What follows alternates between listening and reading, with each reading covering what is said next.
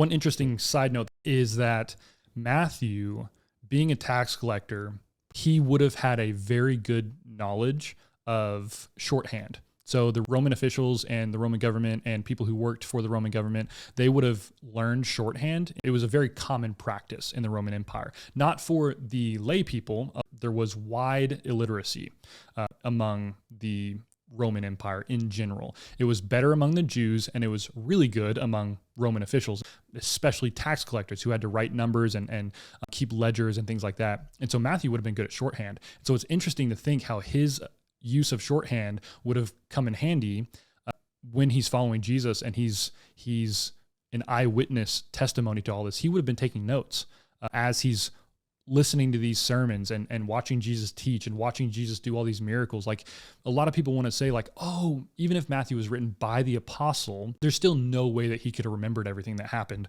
30, 40, 50 years ago. He wrote it so far later. But if he had notes, and we know for a fact that he used Mark as a source, I say a fact, it's widely agreed that he used Mark as a source.